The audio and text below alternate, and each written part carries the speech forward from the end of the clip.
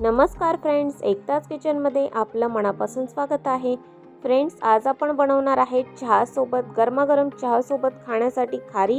खूपच छान आणि क्रिस्पी अशा पद्धतीने खारी बनवून तयार झालेली आहे। झटपट अशा पद्धतीने बनवलेली आहे। ही खारी आपण जिरा खारी बनवलेली आहे, टेस्टी आणि क्रिस्पी अशा पद्धतीने। आणि चहासाठी खाण्यासाठी संध्याकाळची वेळ होती, संध्याकाळच्या वेळेला मुलांना चहासोबत खाण्यासाठी काहीतरी हवं होतं, तर झटपट अशा पद्धतीने मी चहा आणि खारी बनवलेली आहे। तर फ्रेंड्स, रेसिपी जर तुम्ही शेवटपर्यंत बघितली असेल आणि रेसिपी तुम्हाला आवडली असेल तर प्लीज लाईक, शेअर, सबस्क्राईब करायला विसरू नका।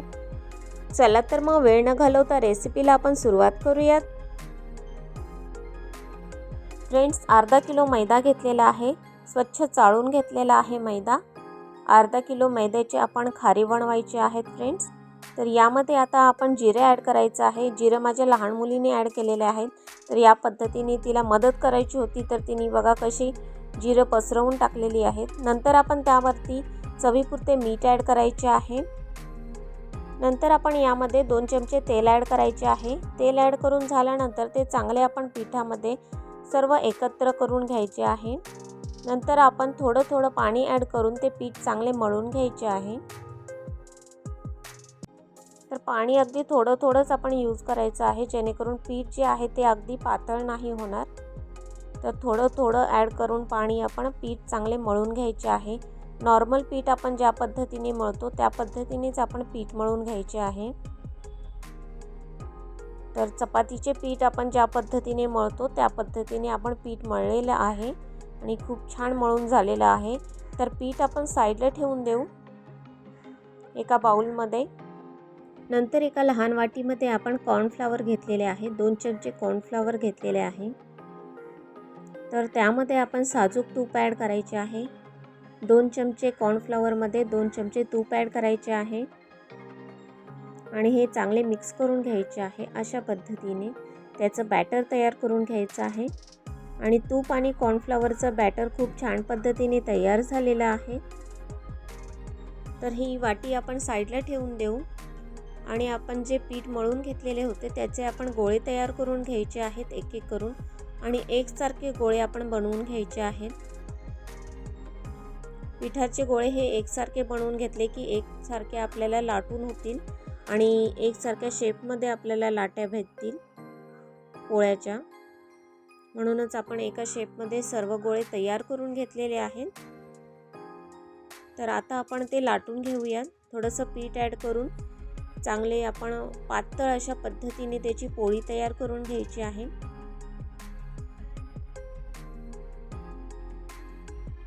अगदीच पातळ आपण बनवायचं आहे।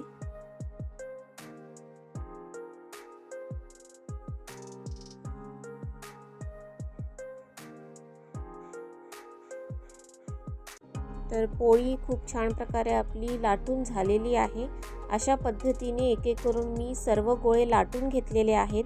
अगदी पातळ अशा पद्धतीने आपण त्याच्या पोळ्या बनवून घेतलेल्या आहेत। आणि त्या पोळ्या एकावर एक ठेवण्याआधी आपण त्याला पीठ लावून घ्यायचे आहे, म्हणजेच त्या पोळ्या आहेत ते एकामेकाला चिकटले जाणार नाहीत। तर आपण एक पोळी घेतलेली आहे, त्या पोळीवरती आता आपण बॅटर लावून घ्यायचं आहे। जे बॅटर आपण कॉर्नफ्लॉवर आणि तुपाचं बनवलेलं होतं ते बॅटर आपण त्या पोळीला लावून घ्यायचं आहे। नंतर आपण त्याच्यावरती दुसरी पोळी ॲड करायची आहे। तर अशा पद्धतीने परत एकदा आपण त्याच्यावरती कॉर्नफ्लॉवर आणि तुपाचे बॅटर ॲड करून घ्यायचे आहे। नंतर आपण त्याच्यावरती तिसरी पोळी ॲड करायची आहे। त्या देखील पोळीला आपण अशा पद्धतीने बॅटर लावून घ्यायचं आहे आणि अशा पद्धतीने त्याला फोल्ड करून घ्यायचे आहे। दोन्ही साईडनी फोल्ड करून झाल्यानंतर परत एकदा आपण त्याला फोल्ड करून घ्यायचे आहे आणि अशा पद्धतीने आपला गोळा तयार होईल। तर त्याला आपण थोडेसे पीठ लावून घेणार आहोत। पीठ लावून घेतल्यानंतर अशा पद्धतीने आपण ते लाटून घ्यायचे आहे। तर ज्या पद्धतीने आपण पहिल्यांदा जे लाटून घेतलं होतं ते अगदी पातळ अशा पद्धतीने पोळी तयार केली होती। तर ही पोळी आपण जरा बनवताना थोडीशी जाडसर अशा पद्धतीने बनवायची आहे। तर अशा पद्धतीने आपली पोळी लाटून झाली पाहिजे। थोडीशी जाडसर अशा पद्धतीनेच लाटली की ती फुलण्यासाठी म्हणजेच खारी फुलण्यासाठी मदत होते आणि खारी खूप छान पद्धतीने फुगली जाते।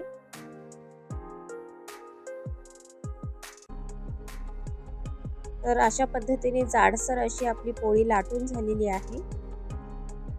तर आपण चाकूने अशा पद्धतीने त्याला कट करून घ्यायचे आहे। ज्या पद्धतीने आपण शंकरपाळी करतो त्या पद्धतीने आपण कट मारायचे आहेत, पण हे कट मारताना आपल्याला थोडेसे मोठे मोठे कट कापून घ्यायचे आहेत।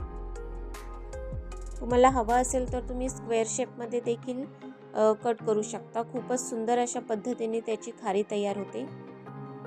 तर दोन्ही साइड आपण कट करून घेतलेले आहेत। उभे कट करून झाले की आपण आडवे कट करून घ्यायचे आहे। तर अशा पद्धतीने आपल्या खारीचा शेप तयार होईल। तर तुम्हाला हवे त्या पद्धतीने तुम्ही खारीचा शेप बनवू शकता। तर बघू शकता अशा पद्धतीने जाडसर पोळी लाटून आपण ते कट करून घ्यायचं आहे शेपमध्ये। तर खूप छान प्रकारे शेप तयार झालेले आहे। तर मी आधी देखील अशा पद्धतीने कट करून घेतलेले आहे।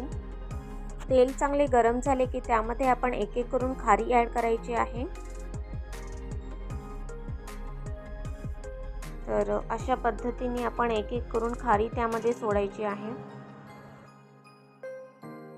खारी तळण्याच्या वेळेस गॅस अगदीच आपण मीडियम मध्ये ठेवायचा नाहीये, तर थोडासा मोठा गॅस आपण ठेवायचा आहे, जेणेकरून ते तेल चांगले गरम होईल आणि खारी जी आहे ती चांगल्या प्रकारे फुगली जाईल।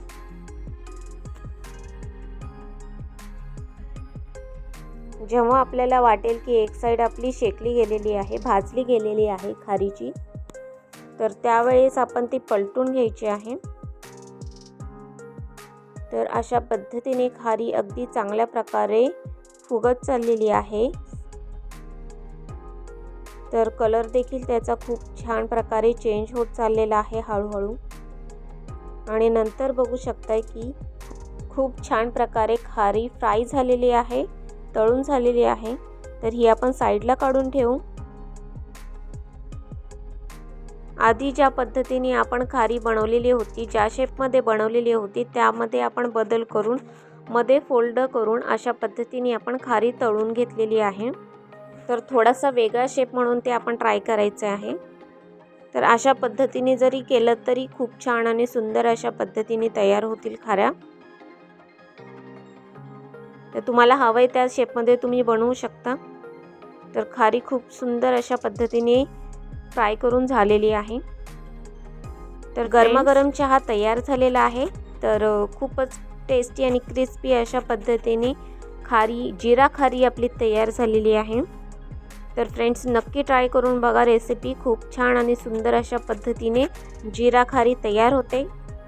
तर आपण आता ट्राय करून बघू की खारी खूप छान आणि टेस्टी झाली आहे की नाही।